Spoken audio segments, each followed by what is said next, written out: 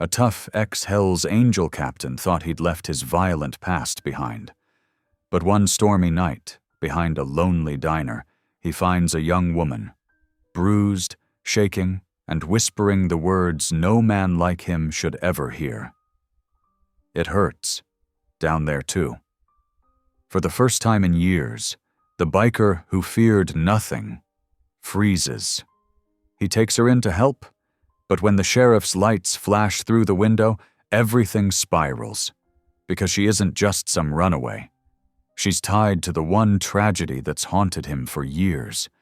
Now, hunted by his past and trapped in a small town that wants him gone, he must protect the very woman who could destroy what's left of his redemption. As dark secrets rise and forgiveness seems impossible, can a man once known as Reaper ever find peace? Or will saving her drag him straight back into hell? Because sometimes, the hardest scars are the ones that still hurt down there too. Drop a comment below and share which part of the world you're tuning in from today.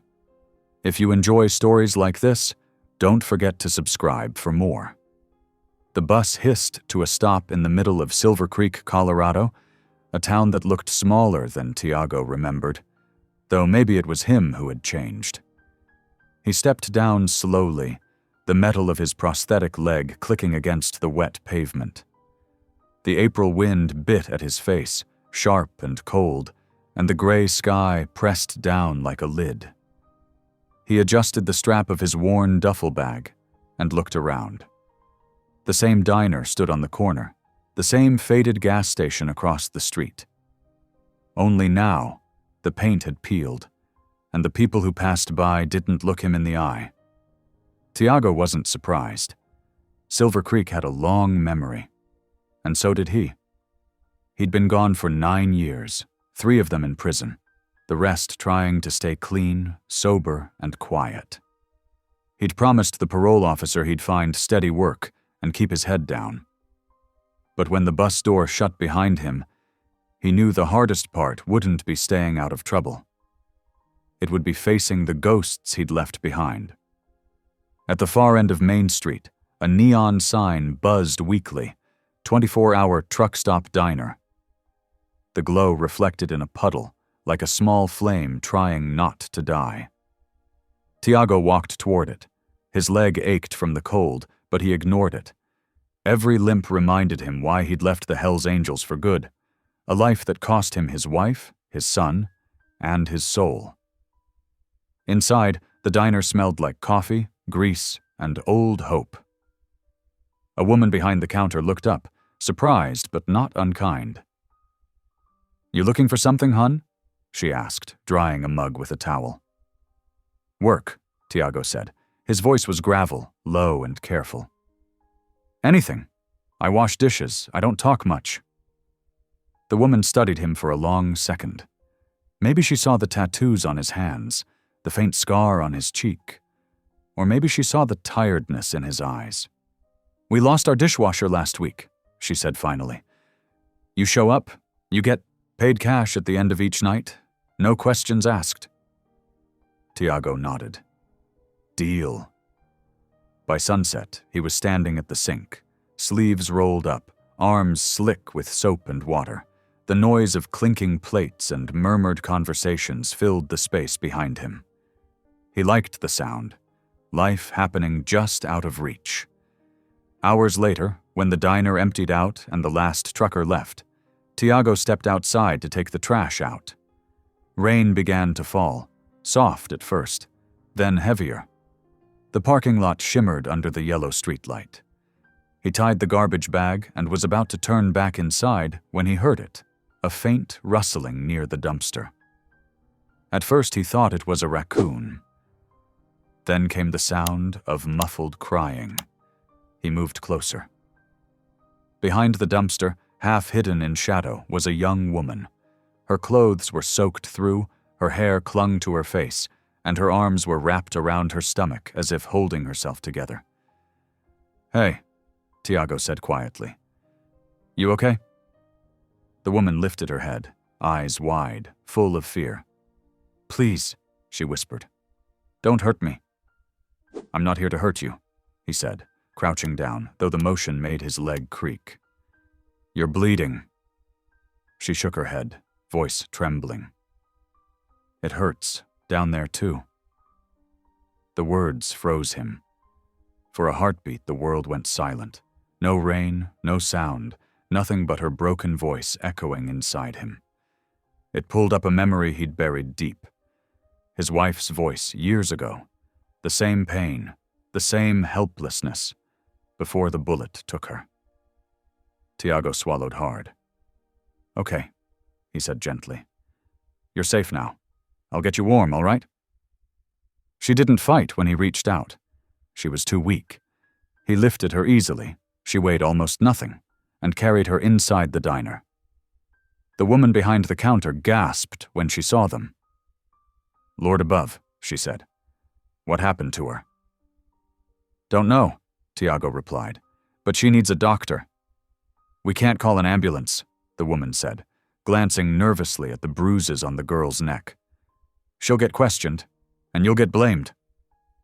Tiago looked down at the trembling figure in his arms. He didn't care about himself.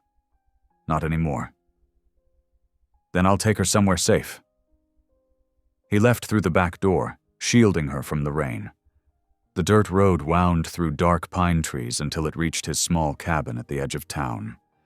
It wasn't much. One room, a wood stove, a table, and a narrow bed. But it was dry and private. He set her down on the bed and stoked the fire until the room filled with orange warmth. She shivered under the blanket, still half-conscious. Name? He asked softly. Kayla, she murmured. All right, Kayla, I'm Tiago. You're safe now. Her lips trembled as she whispered, Thank you. He boiled water and made her tea with honey. She took small sips, staring at the flames like they might burn her memories away. Tiago sat at the table, silent, giving her space. When she finally spoke, her voice was barely above a whisper. You live alone? Yeah. Why?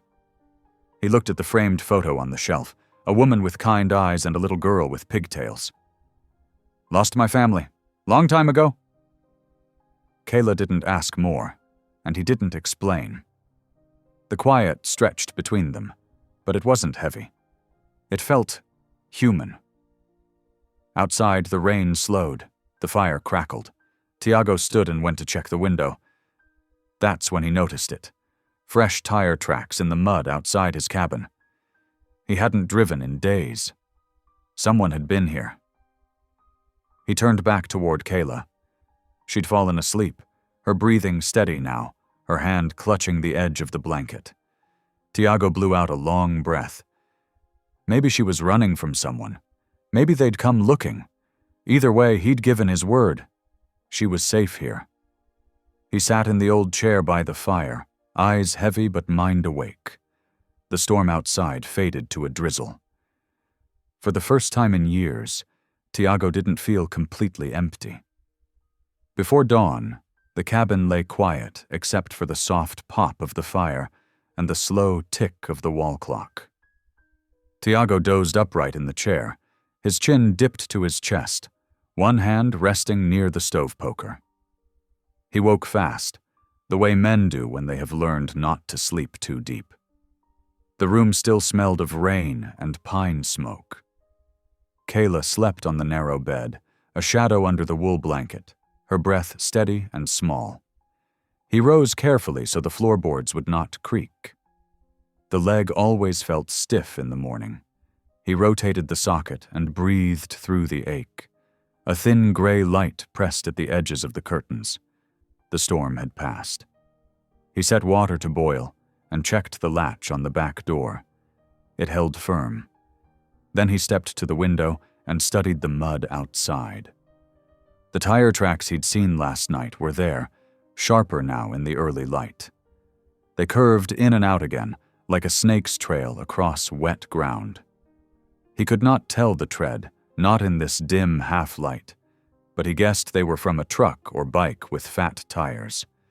He made a mental note to study them when the sun was higher. He turned back as Kayla stirred. She pushed hair from her face, then flinched a little, as if her own hand surprised her. When she saw him, her shoulders eased. "Morning," he said softly. "How do you feel?" She swallowed. "Warm," she said. "Better than before." She tried to sit up and winced. He looked away. Kindness can be a kind of shield. "I've got tea," he said. "Honey and a little lemon. There's oatmeal too, if you can keep it down." She nodded.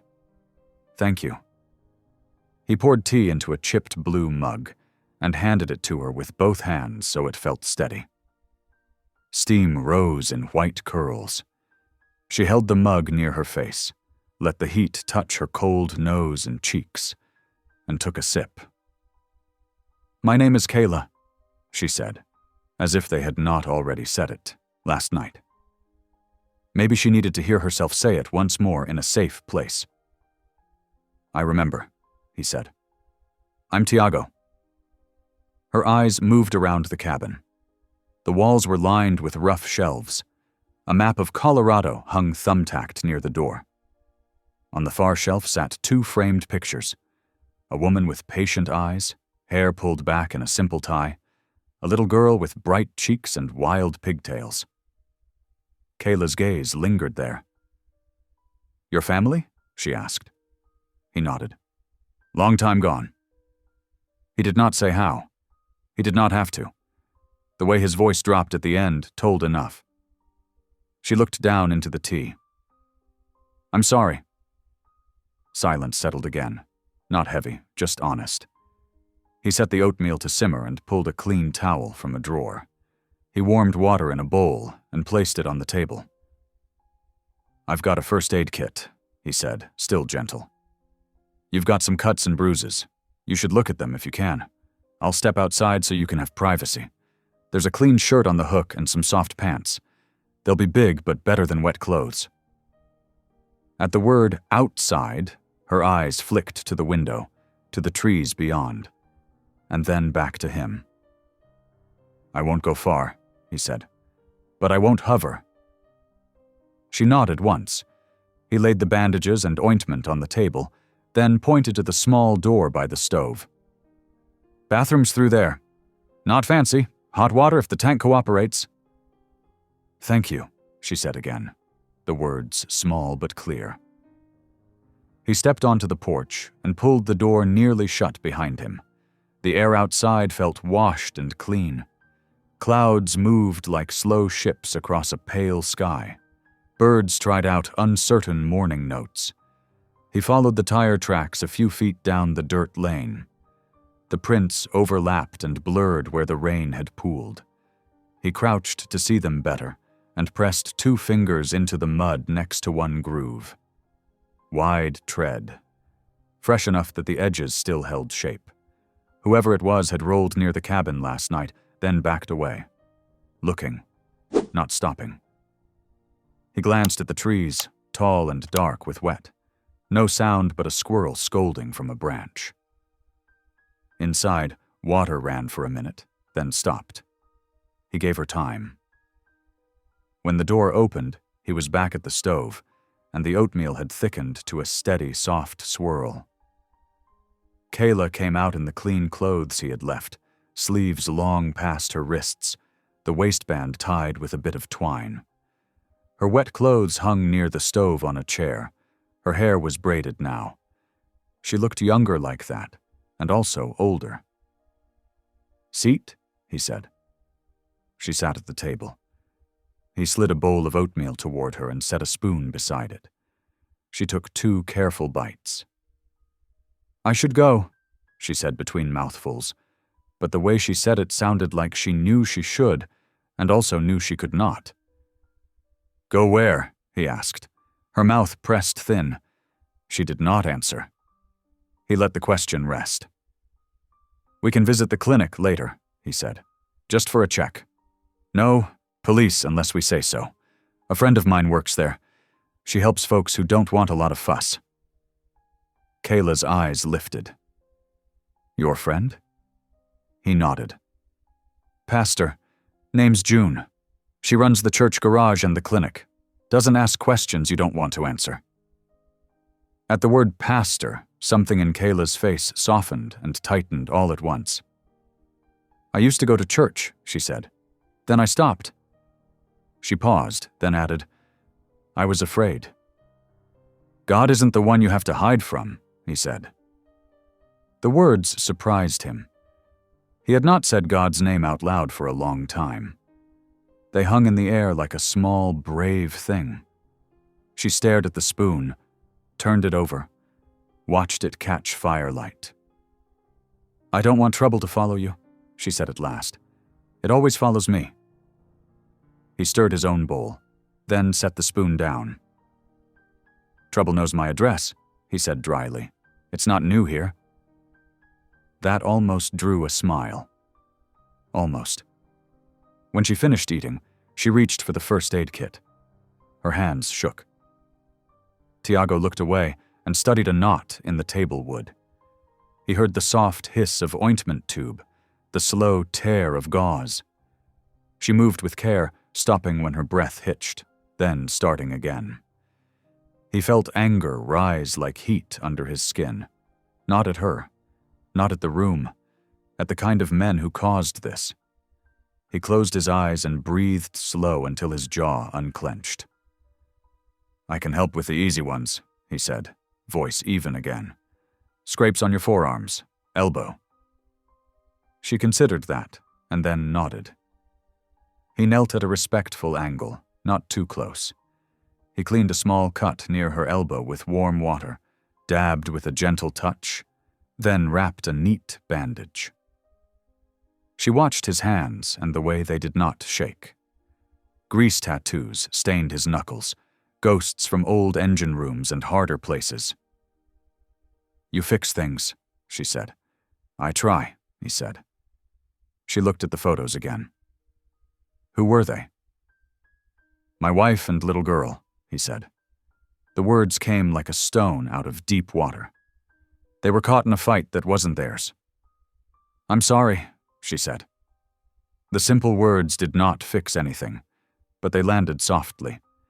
He rose, rinsed the cloth, and set it to dry. Time moved the way it should, minute by minute. The clock ticked. The fire settled. The light climbed the wall. Late morning, he gave her a spare pair of socks and his old hoodie. She slipped them on and hugged herself. Then she stood with care and took 2 steps toward the door. She paused and turned. What's out there? She asked, nodding toward the window where the woods pressed close. Trees, a dirt road, a small creek about a quarter mile, and whoever it was who drove past last night. She absorbed that with a slow blink. You think they'll come back? He weighed the truth. I don't know, he said, but I'll watch. She nodded. I can't go to the police, she added, almost to herself. Then we won't, he said. He said it the way a man gives a promise.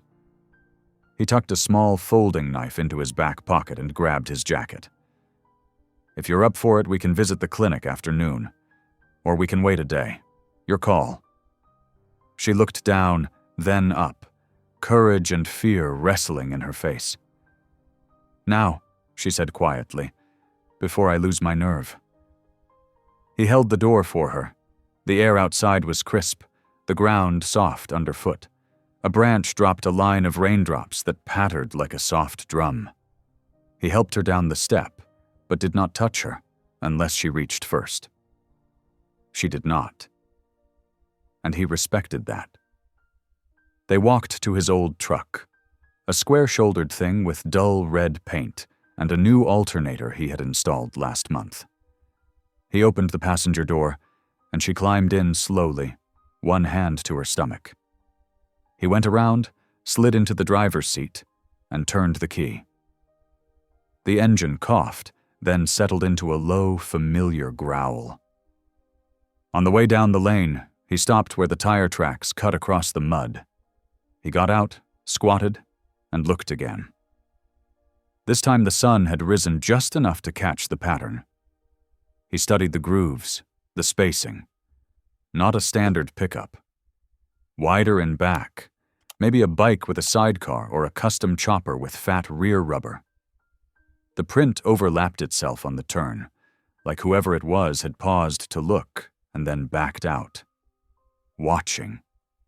He felt the old heat rise again and pushed it down. Back in the cab, Kayla watched him with a question in her eyes. "Someone came by," he said. "Didn't stop." "Are they looking for me?" she asked. He did not answer right away. "Maybe," he said, "but they didn't knock. That tells me they weren't sure." Her hands tightened in her lap. "I hate being afraid," she said, voice tight. "Me too," he said. He checked the mirror one more time, then pulled onto the county road. They drove past the diner, past the gas station with the faded cold drinks sign, past the schoolyard where a few kids kicked a ball, though school was not yet in session. The mountains lifted blue in the distance. The town wore its mourning like a brave face. At the corner by the feed store, a patrol car idled. The sheriff sat behind the wheel, coffee in hand, speaking to a deputy at the window. Tiago's chest went tight, but he kept his speed steady. The sheriff did not look up as they rolled by. Kayla breathed out slowly, as if she had been holding her breath since they left the trees. The clinic stood beside the church, a low brick building with clean windows and a small ramp. Hand-painted flower boxes brightened the steps. Out front, a wooden sign read, "Silver Creek Community Care." Under it, in smaller letters, "No one turned away." Tiago parked close. "If at any point you want to leave, you say the word," he told her. She swallowed and nodded. He came around to her side and opened the door. This time, when she stepped down, she gripped his forearm just for balance, then let go. It was a small thing, but he felt it. Inside, the clinic smelled like soap and lemon oil. A volunteer at the desk looked up with a warm smile, the kind that cost nothing and still felt like a gift. "Morning," she said. "How can we help you today?" "Here to see June," Tiago said. "If she's free." "Pastor June is always free," came a voice from down the hall, rich and kind. A woman in her early 50s walked toward them in a denim jacket and simple skirt. Her eyes were the sort that saw truth without prying. "And if she's not, she makes herself so." "June," Tiago said with a nod. Her gaze flicked from him to Kayla and back. "Let's get you both somewhere quiet," she said, as if she had read what they needed at once. She led them to a small room with soft chairs and a basket of blankets. A cross hung on the wall, simple and hand-carved. A picture of a field at dusk sat beside it, deep colors calm as a prayer. "Tea? Water?" June asked. "Water," Kayla said. June brought it, then sat at an angle that made the room feel safe. "No police," she said before they even asked. "Not unless you want them. This is your time." Kayla's eyes filled, then steadied. "Thank you," she whispered. They spoke in short pieces. Kayla told enough for June to understand where she hurt and what she feared. She did not tell names. She did not have to.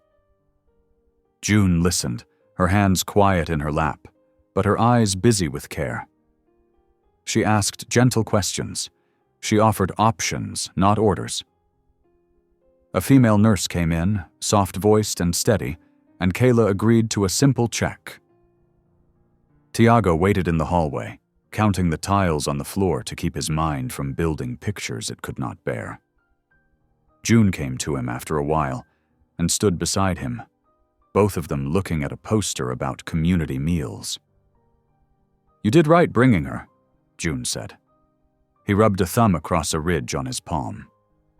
"Couldn't do otherwise." "How are you?" she asked, and it was not a casual question. He almost said fine. Instead, he sighed. There were tracks by the cabin. Someone rolled by and backed off. Her face grew grave. "Do you think she was followed?" Maybe. Or maybe someone else was curious. Hard to say. June's hand rested for a moment on his shoulder, light as a leaf. Fear turns shadows into giants. We'll get light on them. He nodded. I can pay something. For the exam? For supplies? June smiled. You already did. You brought her. Then her smile turned wry. But yes, you can fix my truck again. The starter is a sinner. He huffed a small breath that was almost a laugh. Some of the tightness left his chest. When the nurse finished, Kayla came out in clean clinic scrubs, her clothes bundled in a paper bag. She looked steadier. The color had come back to her cheeks, and her braid lay neat against her shoulder. You did well, June said, and meant it the way you tell a runner, who kept going even when their lungs burned. Thank you, Kayla said. She looked at Tiago. I can go back to the cabin? If you want, he said. It's quiet there, or June has rooms at the shelter. No pressure either way. Kayla glanced between them, then nodded. Cabin, she said. For today, I can't face many people yet. Then the cabin it is, Tiago said. June walked them to the door. At the threshold, her face turned serious, the way a sky goes still before a storm. If you see anything, call me, she told Tiago. If you hear anything, call me. If you even think you might have heard something, call me. I will, he said. They stepped back into the noon light. The air had warmed, and the breeze smelled of wet earth. Tiago opened the truck door for Kayla. As he did, a patrol car eased around the corner and rolled to a stop half a block down. The sheriff climbed out, spoke to someone near the church steps, and turned his head just enough that the light flashed off his badge. Tiago's jaw tightened. Kayla froze. It's all right, he said under his breath.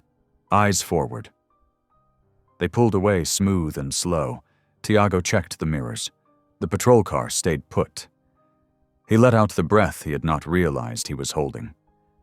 The drive back to the cabin felt different in daylight. The mountains looked close enough to touch.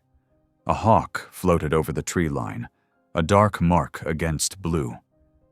Kayla watched the passing fence posts count out space and time. Her hands had stopped shaking. At the cabin, the sun lay warm on the porch. He helped her inside, then stepped back out and walked the property line. He followed the old tracks all the way to the bend in the lane, where the mud gave way to gravel, and the prints vanished into a mess of other marks. He knelt and picked up a small piece of something bright, a torn scrap of red cloth, caught on a low branch. He turned it over in his hand. It looked like it had been part of a bandana. He slid it into his pocket and stood. The trees stood quiet as watchers in prayer. Somewhere down the road, a motorbike hummed, then faded.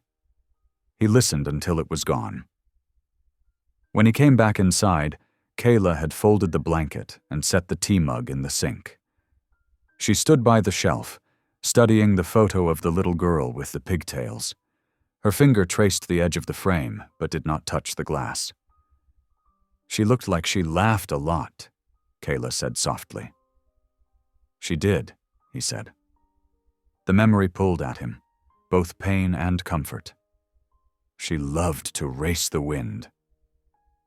Kayla nodded and cleared her throat. If you don't want me here, I can go. I don't want to make your life harder. You won't, he said. He meant it. You can stay today. Tonight too, if you choose. We'll figure out tomorrow when it comes. She breathed out, and it sounded like relief. She moved to the table and sat. He joined her. They ate simple food. Toast with jam, a bowl of soup June had pressed into his hands at the clinic just in case, and said little. The quiet felt like a bandage. Afternoon slid toward evening. The fire settled low. Outside, the last drops shook loose from the trees. He taught her how to latch the window tight. He showed her where he kept the extra flashlight and how to work the stove knob so it did not stick. "You can take the bed," he said. "I'll take the chair." "I can take the chair," she said at once. "You need the rest more," he replied.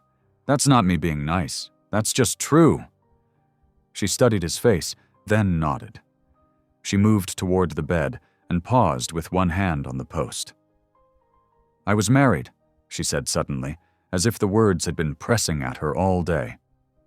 He hurt me. He's gone now, but the fear stayed." She stopped, the story too big for this hour. "I'm trying to be brave." "You are brave," he said. He did not say it as praise. He said it like a fact. A wind brushed the cabin, and the rafters creaked as if the house nodded in agreement. As dusk drew its long, blue line across the floor, Tiago stood and checked the door one more time. He slid the bolt. He set a small wood wedge in the frame, the way old bikers do when they want to know if a door has been moved. He put a kettle on, then turned down the lamp. Kayla lay back, eyes on the low ceiling, watching the firelight play across wood beams. "What if they come back?" she asked. "Then they'll find I'm here," he said, "and I'm not the same man I was." He took the chair again, angled toward the door. The cabin grew still. Crickets began their scrape. Somewhere in the distance, a lone engine rumbled, paused, and then moved on. He reached into his pocket and touched the torn red cloth, feeling its rough weave against his thumb. In the dark, Kayla's voice floated from the bed, small but steady. "Thank you for not asking for more than I can say." "Thank you for saying what you could," he replied. Minutes later, her breathing evened into sleep. Tiago kept watch, listening to the night for what it would tell him. He had learned to hear the shape of danger long before it reached the door. He would hear it again if it came. When at last the clock hummed toward midnight and the coals glowed low, a new thought rose in him, quiet and fierce. Maybe courage was not the loud thing he remembered from the old days. Maybe courage looked like this: boiling water, wrapping bandages, checking doors, and staying up so someone else could sleep. He leaned his head back and let that thought sit with him. He did not think of war with shadows. He thought of morning and a world that might be kind if people held the line for one another. Outside, the trees whispered to one another in the dark. Inside, the cabin's small, faithful heart kept beating. Tick, tick, tick, counting off the long road back to hope. Morning sunlight reached through the curtains, laying soft stripes across the cabin floor. Tiago's eyes opened before the clock struck 6. The air smelled of ash, coffee, and pine resin. Kayla was still asleep, her hair spread over the pillow, her face relaxed for the first time since he'd found her. He stood quietly, stretched the stiffness from his leg, and slipped outside to fetch wood. The forest hummed with small life, birds calling from the branches, a squirrel chattering at him as if to say, "You don't belong here." He smiled at that. Maybe he didn't, but he was trying. When he came back, Kayla was awake, sitting at the table in one of his old flannel shirts. She had combed her hair and tied it back neatly. The bruise on her cheek had turned yellow at the edges. "Morning," he said. "Morning," she echoed. Her voice was stronger today. "I made coffee." He blinked, surprised by the smell. "You found the pot." "It wasn't hiding very well," she said, and there was a flicker of humor. They drank quietly for a few minutes. The warmth of the mug felt good against his hands. "I was thinking," she said, breaking the silence. "I should leave today. I can't keep putting you in danger. Whoever followed me might—" "No," he said, shaking his head. "You're still hurt. Whoever was in that truck didn't stop because they were scared or unsure. That means you still have a chance to heal before you move on." She looked down. I'm tired of running, Tiago. Then stop, he said simply. At least for a little while. Her eyes softened. You sound like someone who knows what that feels like. He gave a faint, crooked smile.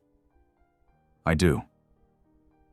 Before either could say more, the distant growl of an engine echoed up the dirt road. The hair on the back of Tiago's neck rose. He moved to the window, pushing the curtain aside with one finger. A patrol car rolled into view, kicking dust. Stay here, he said quickly. Kayla froze. Police? Yeah, he said, voice low. Sheriff's truck. Just stay inside. He stepped out onto the porch as the cruiser stopped. The door opened, and Sheriff Frank Marks climbed out, a man Tiago remembered all too well. Tall, with silver hair and eyes sharp as barbed wire. The man who had cuffed him 9 years ago. Well, I'll be, the sheriff said. Tiago Dalton. Never thought I'd see you back in Silver Creek. Morning, Sheriff, Tiago said evenly. What are you doing here? Working, staying out of trouble. The sheriff's gaze swept over him, then passed him toward the cabin. That your truck? Yeah. And anyone else inside? Tiago paused, knowing one wrong word could set off a storm. Just me. The sheriff's eyes narrowed. Funny. I got a report of a missing woman. My daughter-in-law, Kayla Marks, disappeared 2 nights ago. Tiago's heart stuttered. Kayla. Marks? Yeah, you know her? The door behind him creaked. Before he could stop her, Kayla stepped, out onto the porch. Frank, she whispered. The sheriff froze. His jaw tightened and his face turned red. Kayla, he said, voice hard with relief and fury. What in God's name? His eyes cut to Tiago. You took her. No, Kayla said quickly, moving in front of Tiago. He didn't, but Frank was already shouting. Hands up, Dalton! Tiago's pulse thundered. He didn't move. Sheriff, listen. Don't you talk, not one word, the sheriff barked. You hurt her, and I swear. I didn't hurt her, Tiago snapped back. His voice cracked through the air like a whip. She was behind the diner, bleeding. I brought her here to help. Kayla was crying now, shaking her head. He saved me, Frank. He didn't touch me. The sheriff's expression didn't soften. He looked from her to Tiago, his jaw clenching tighter. Get away from him, he told her. Kayla hesitated. He didn't do anything wrong. But Frank raised his voice again. I said move! She flinched and stepped aside. 2 deputies emerged from the car, hands on their belts.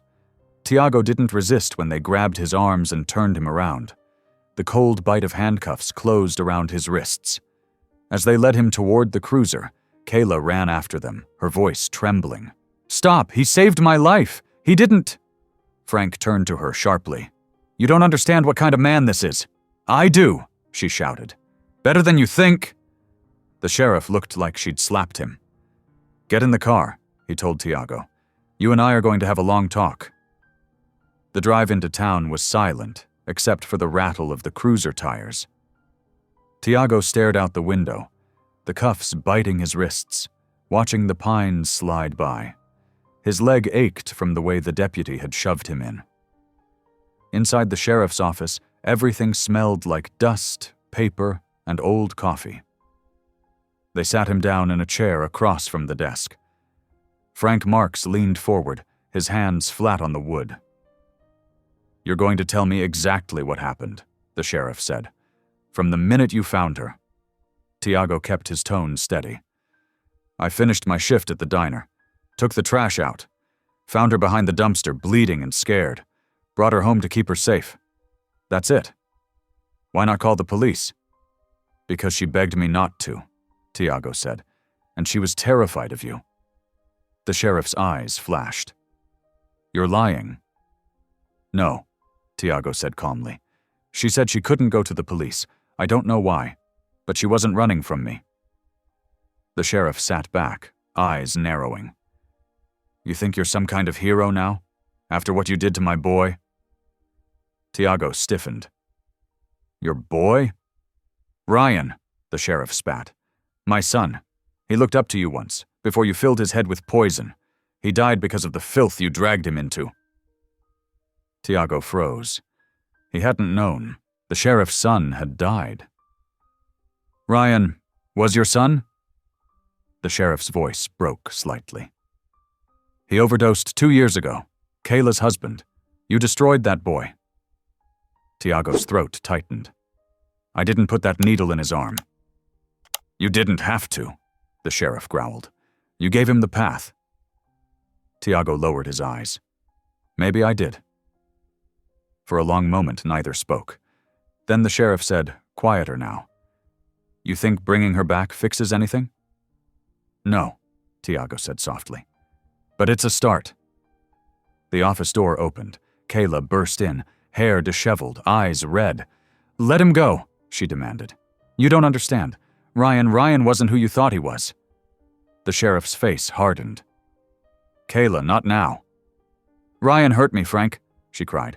He wasn't the boy you remember. I didn't run away from Tiago. I ran from him. The room went still. Frank blinked, disbelief flooding his face. No, he said. He loved you. She shook her head, tears spilling. No, he didn't. He broke me. Tiago watched quietly, guilt washing through him. The truth was like acid. It burned through every layer of pride he had left. Frank's hand trembled as he reached for his hat. I need proof, he muttered. You can't just... She's got the bruises, Tiago said quietly. Or she did. The sheriff looked at him with raw hate and pain mixed together. You stay out of this, Dalton. Tiago didn't respond. Frank turned to a deputy. Book him overnight. I'll sort this mess out later. Frank, Kayla cried, but the sheriff didn't look back. Hours passed in the cell. The metal bench was cold, and the concrete walls pressed the silence close.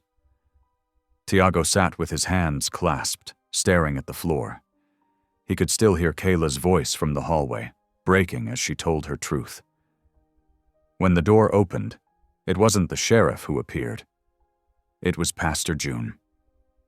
She stood there in her denim jacket, holding a brown paper bag and a soft, sad smile. Thought you might need dinner, she said. He blinked at her. How'd you know? Word travels fast in small towns, she said, setting the bag on the bench. Kayla told me everything. She's at the shelter now, safe. He exhaled slowly. Good. June studied him for a long moment. You still trying to fix everything with your own hands? Seems I'm not good at much else. God doesn't need your strength, Tiago, she said softly. He needs your surrender. He looked away, jaw tight. Surrender got me nowhere last time. She smiled faintly. Maybe that's because you were surrendering to the wrong master. He let out a low, tired laugh. You never change, June. No, she said, eyes warm. And that's why I'm posting your bail.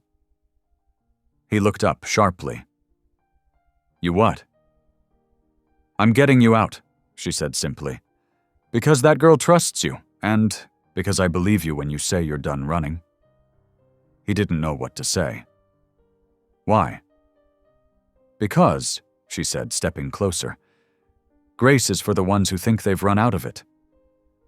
When Tiago stepped out into the cool night, the stars shone through thin clouds.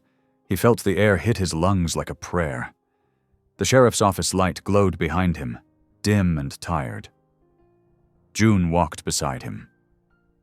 You've been given another chance, she said. Don't waste it. Tiago nodded slowly. I won't.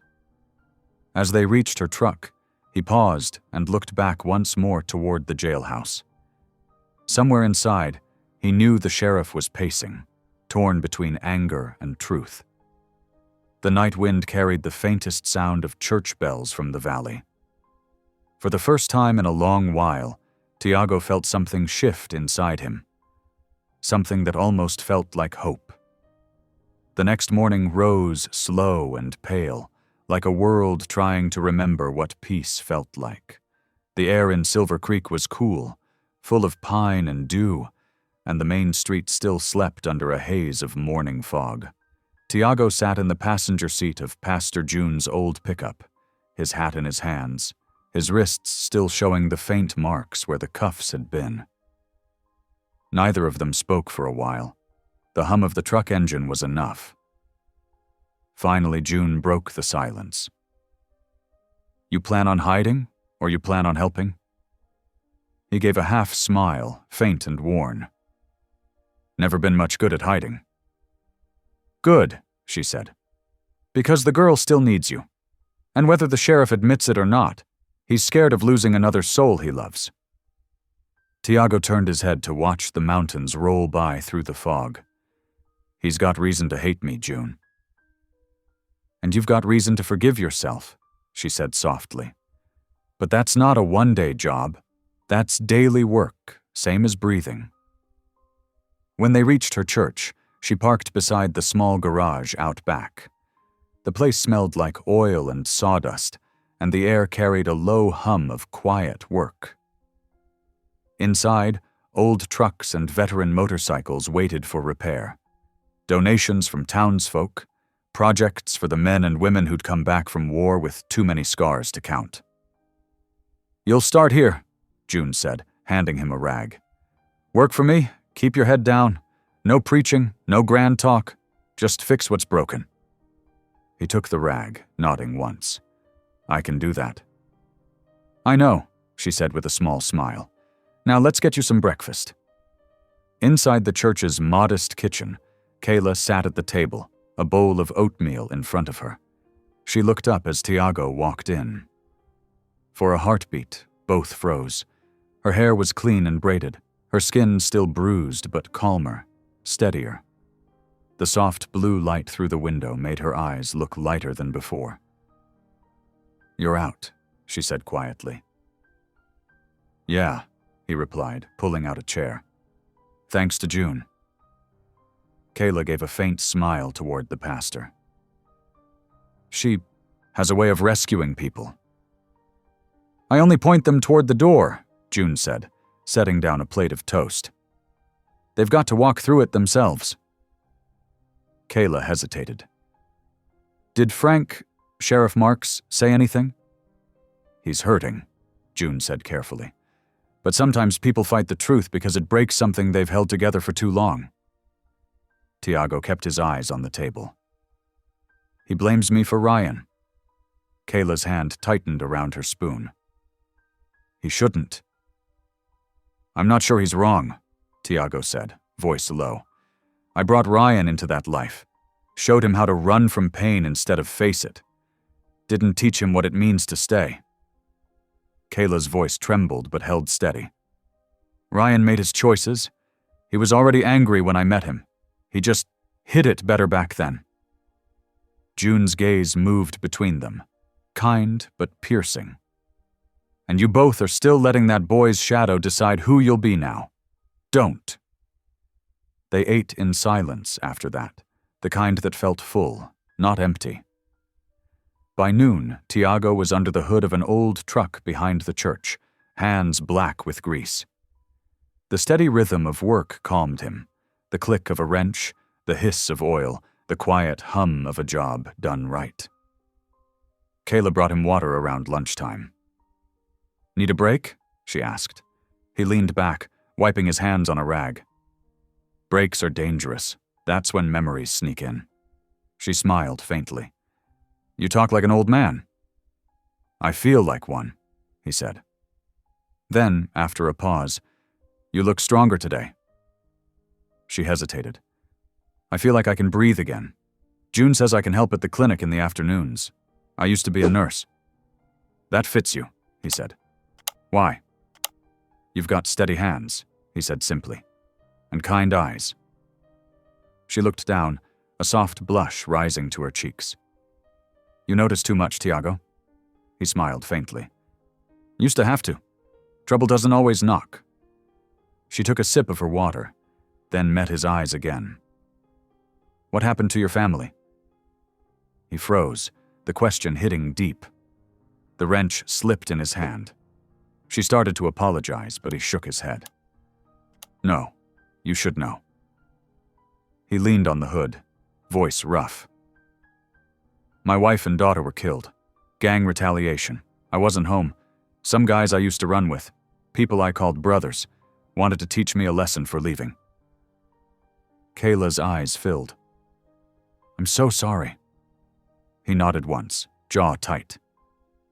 It was a long time ago, but the thing about loss, it doesn't fade.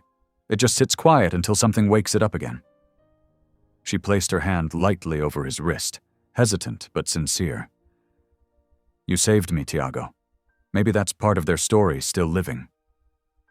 He met her gaze, and for the first time, he didn't look away. That evening, clouds rolled in, soft and low. June came out with sandwiches wrapped in wax paper. Eat before the rain, she said. And Tiago, after.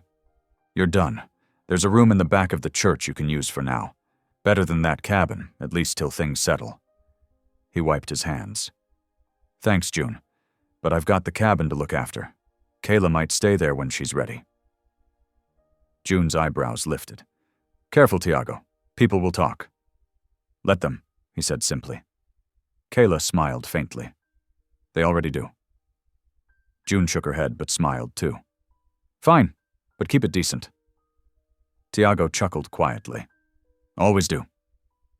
The three of them ate together on the porch as the first drops began to fall. The rain smelled sweet, clean. The quiet between them wasn't uncomfortable. It was peace trying to grow roots. Then, from down the street, the distant roar of motorcycles cut through the soft sound of rain.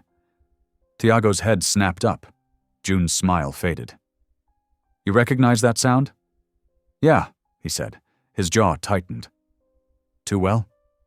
Kayla frowned. What is it? Trouble, he muttered. Old ghosts with loud engines. The bikes passed by the church slowly. 3 of them, headlights cutting through mist. The riders wore leather vests marked with a faded skull insignia. Reaper's sons. Kayla's eyes widened. They're from your old crew, aren't they? Tiago didn't answer. He just watched them disappear down the road, the rumble fading into the hills. June touched his arm. Don't you go chasing them, Tiago. You've got something better to protect now. He nodded, but his mind was already turning. They shouldn't be here, he said under his breath. Not this far from Denver. Kayla's voice was small. Do you think they followed me? Or you? Tiago looked at her, the answer clear in his eyes. Maybe both. That night, Tiago walked her back to the shelter June ran near the church. The rain had stopped, leaving the streets shiny and full of reflections. June said you could stay here a while, he told her. Kayla shook her head. I can't stay where there are people. It's too close. The noise, the looks. He studied her. Then come back to the cabin. It's quiet there, safe. You sure? She asked. He nodded. Safer than being alone. They drove back up the winding road. The forest whispered around them, wet leaves shining under the headlights. When they reached the cabin, the air felt still, almost waiting. Tiago walked the perimeter before going inside. The mud near the drive had new tracks, smaller than a patrol car, wider than a dirt bike. He knelt down and touched the grooves. They were here, he said softly. Kayla's hand trembled slightly. Them? Yeah. Inside, she stood by the fire while he checked the locks. Why would they come? She asked. He straightened, staring at the flames. Because they don't forgive quitters. And because I'm the one who walked away. She looked up at him, eyes full of worry and something else. Something like faith. Then we face it together. He turned to her slowly. You sure about that? She nodded once. You didn't leave me behind. I won't leave you. Tiago's chest tightened. He hadn't expected those words to hit as deep as they did. Outside, the wind carried the faint sound of thunder rolling through the mountains. Tiago stepped closer to the window, staring out into the night, every muscle tense. "They'll come back," he murmured. "Next time they won't just drive by." Kayla came to stand beside him, her hand barely brushing his sleeve. "Then we'll be ready." He didn't answer. He just looked at her, the woman who had whispered in pain, the woman who had brought him face to face with his ghosts. And for the first time in years, Tiago felt both fear and hope living in the same breath. The firelight flickered between them, and in that fragile glow, two broken souls stood side by side, waiting for whatever the storm would bring. The morning came soft and golden, spreading warmth through the fog that clung to the trees outside the cabin. Tiago stepped onto the porch with his coffee and watched the mist burn away. The world looked clean again, like it had been washed overnight. For the first time in a long while, he felt something like peace settle in his chest. Inside, Kayla moved quietly around the small kitchen. The bandages on her arms had faded to pale lines, and though her steps were slow, they were steady. She poured oats into a pot and smiled faintly when she caught him watching her. "I figured I should start pulling my weight," she said. "You already are," Tiago replied. "You're alive." Her smile deepened, though it carried a shadow. "That's still new to me." He didn't press. Some wounds were better left in silence. After breakfast, they drove into town in Tiago's red pickup. The road curved through evergreens that whispered overhead. The radio was off, but the quiet between them wasn't heavy. It was the kind of quiet that meant two people were learning to trust the air they shared. They stopped at Pastor June's church, where the garage buzzed with life. Two veterans tinkered with an engine under June's direction. She waved them over. "Glad to see you both breathing," she said cheerfully. "Tiago, the truck out back's still crying for attention. Kayla, the clinic's short-handed today. Think you could help check patients in?" Kayla hesitated. "I can try." "That's all we ever do here," June said warmly. "Try." Tiago watched her go inside, shoulders squared but hands trembling slightly at her sides. June noticed, too. "She's braver than she knows," she murmured.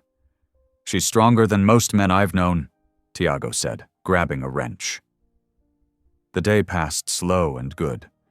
Tiago worked under the hood of the old truck while June handled paperwork nearby. Around noon, the smell of grilled sandwiches drifted from the church kitchen. Kayla appeared with a plate in each hand.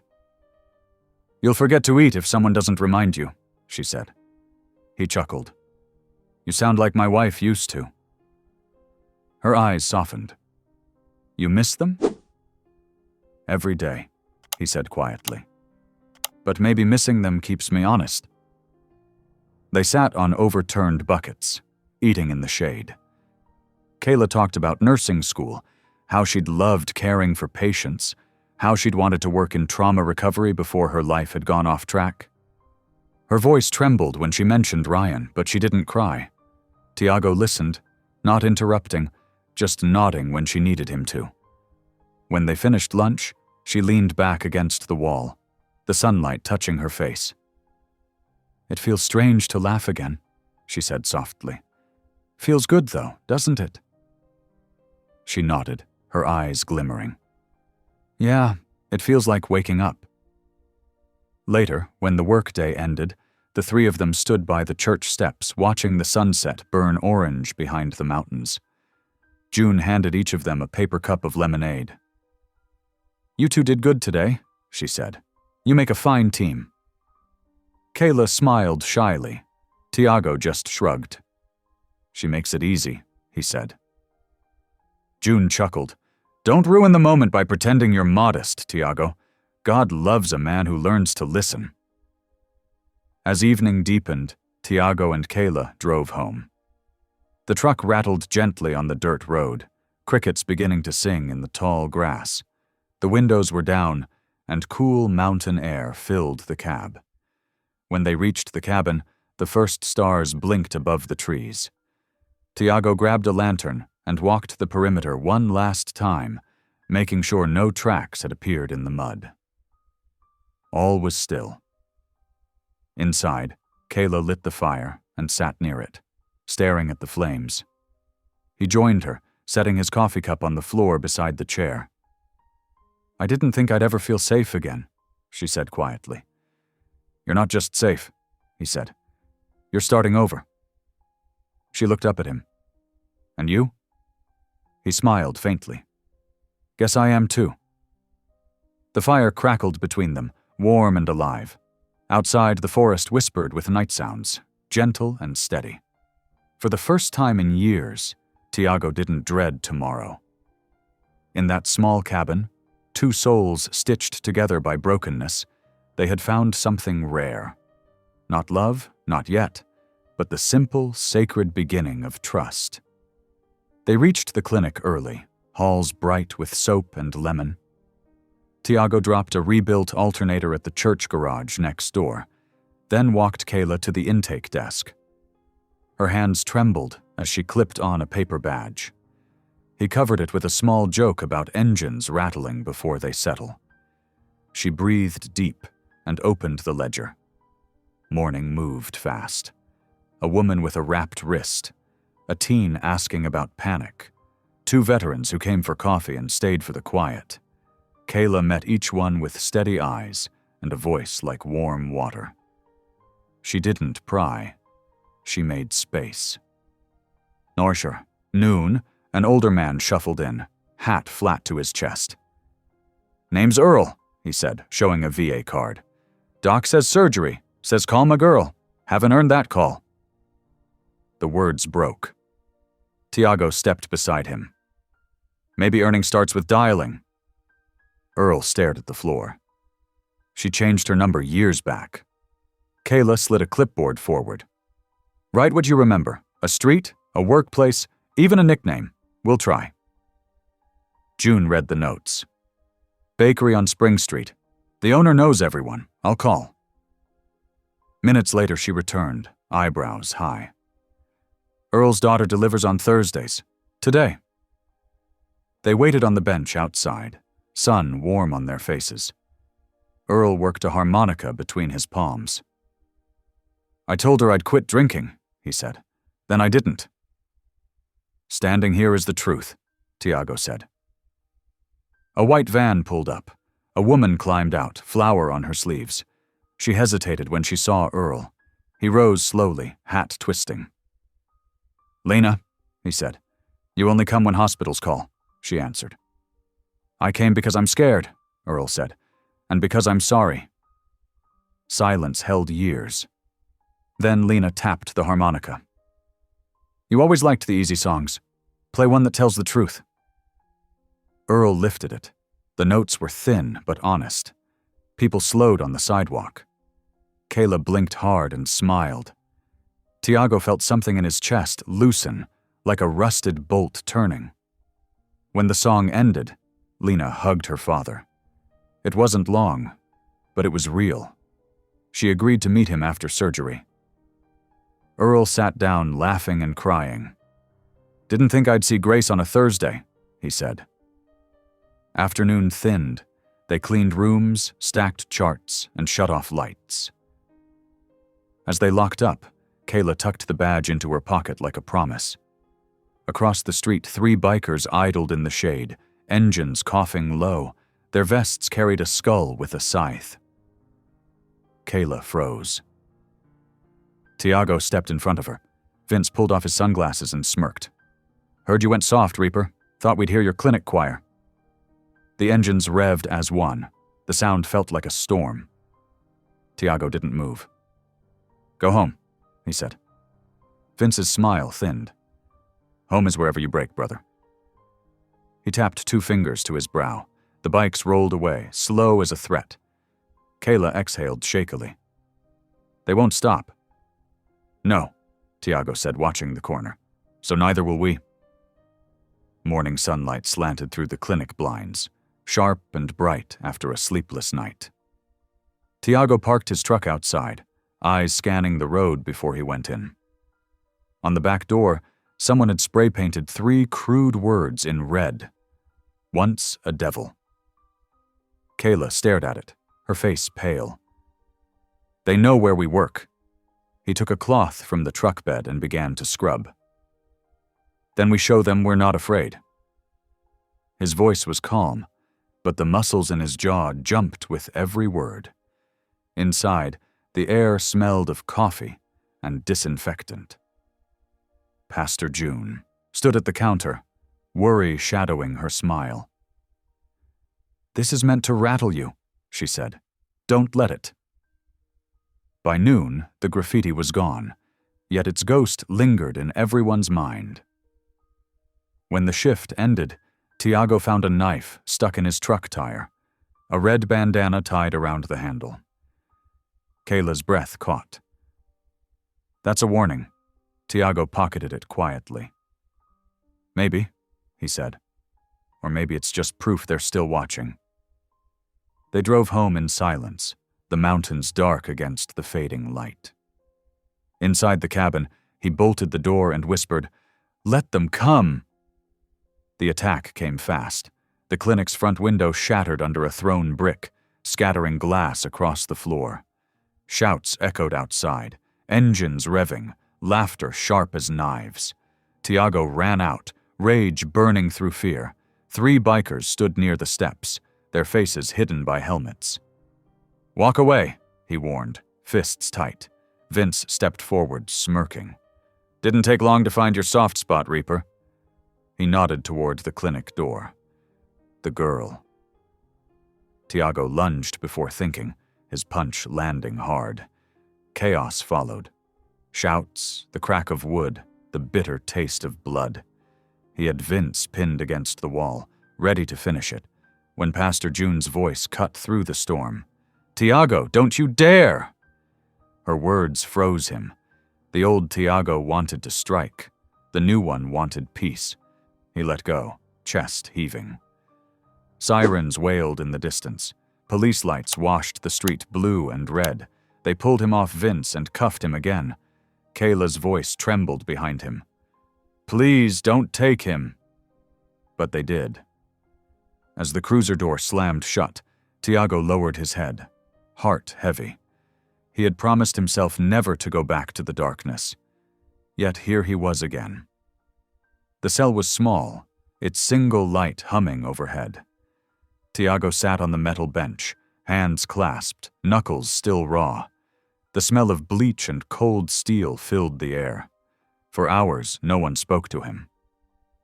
When the door finally opened, Kayla stood there, eyes red but steady. "You didn't fight them," she whispered. He shook his head. "Not anymore. Fighting never fixed anything." She stepped closer to the bars. "The clinic's broken, but people are still coming back. They're asking when you'll return." Tiago looked at her through the dim light. "Maybe they'll realize they don't need me." "You're wrong," she said. "They need to see that a man can fall and still stand again." For the first time that night, Tiago smiled faintly. "Then I'll try." Kayla reached through the bars and pressed her fingers to his hand. "That's all God ever asked." The deputy turned the key. "Time's up." As the door closed, Tiago whispered, "Tell June I'm ready to start over." Months passed before Tiago's release. The day he walked out, the air felt different. Warmer, lighter. Pastor June's old truck idled by the curb, its hood patched with silver tape. She leaned against it, smiling like she'd been waiting forever. "Your ride's here," she said. Tiago climbed in, glancing once at the prison gates in the mirror. "Didn't think I'd see this view again?" "Grace has a long reach," June replied. They drove in silence until the town came into view. The streets were freshly painted, flower boxes blooming along the sidewalks. When they stopped in front of the clinic, Tiago froze. A new wooden sign stood by the steps, carved clean and deep. Reaper's Hope, for veterans, addicts, and survivors. Kayla stepped out from the doorway, sunlight haloing her hair. "Welcome home," she said softly. He stared at the sign, words catching in his throat. "You named it that?" She nodded. "Because you showed me what hope looks like when it refuses to die." He swallowed hard, eyes burning. "I didn't earn this." Kayla smiled gently. "You don't earn grace, Tiago. You live it." Together they carried boxes inside, laughter echoing down the hall as dust danced in the light. For the first time in years, Tiago felt his heart settle. The man once called Reaper had finally built something worth saving. The morning of the reopening dawned clear and bright, sunlight spilling through the church windows like gold. The townspeople gathered in front of the clinic, their voices low with curiosity. Some came to see the place reborn. Others came to see if Tiago Dalton had truly changed. He stood beside Kayla on the steps, his hands trembling slightly. Pastor June handed him a pair of scissors tied with a blue ribbon. "This is your moment," she said softly. From the crowd, Sheriff Frank Marks stepped forward, his uniform pressed, his expression unreadable. The crowd fell quiet. Tiago braced himself. Frank stopped a few feet away. "You kept my girl alive," he said. His voice wavered, then steadied. "And maybe you saved me too. I was drowning in blame." Tiago swallowed hard. "I never meant for any of it, Sheriff. I just wanted to make things right." For a moment, the two men stared at each other, old enemies, bound by grief and loss. Then the sheriff extended his hand. "Then let's start over." Tiago took it, the handshake firm, the crowd erupting in applause. Kayla's eyes filled with tears. He turned, lifted the scissors, and cut the ribbon. The sign gleamed in the sunlight. Reaper's Hope. June began to clap, and the sound spread until it filled the whole street. For the first time, Tiago felt forgiven, not just by the town, but by himself. That night, Silver Creek glowed soft and still. The clinic's windows shone with lamplight as the last of the townsfolk drifted home. Inside, the hall smelled faintly of paint, soap, and new beginnings. Tiago walked the corridor slowly, his hand brushing the wall as if to believe it was real. Each framed photo, veterans smiling, children holding handmade signs, told a story of grace, rebuilt from ashes. In the chapel room, candles flickered beside the dedication plaque. The words read, "For those who whispered in pain and found the courage to heal."